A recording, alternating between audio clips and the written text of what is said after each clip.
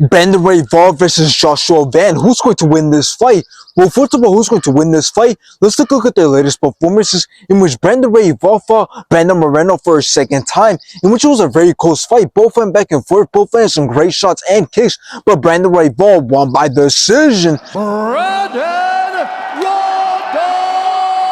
After this, Brandon Royval went on to fight Tatsuro Taira, in which both of the wrestling and grappling was great, but Brandon Royval completely outlanded Tatsuro Taira, and Brandon Royval won by decision.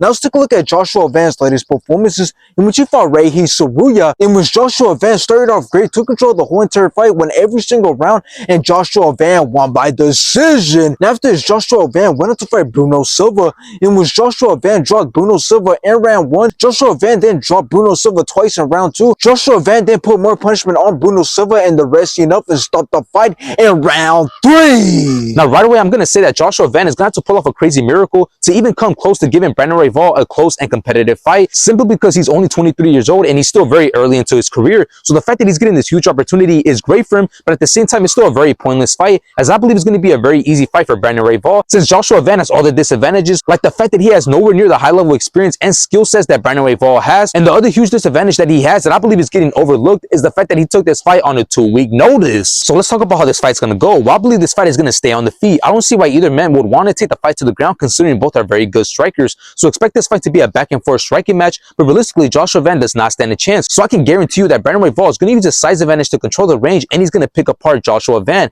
Brandon Royval is just too slick, and his experience is going to allow him to make Joshua Van look like the inexperienced fighter that he truly is. Yes, Joshua Van looks to be a good striker with a lot of potential, but as of right now, he doesn't pose a threat towards Brandon Royval, especially not on the ground. So in the end, I got Brandon Royval exposing and destroying Joshua Van. Brandon Royval can easily outland and overwhelm Joshua Van throughout the whole entire fight. And honestly, Joshua Van better hope that Brandon Royval doesn't decide to use his grappling and ground game skills, because if he does, then I believe Brandon Royval is going to be able to submit him pretty easily. So in the end, once again, I got Joshua Van getting exposed and embarrassed in this fight.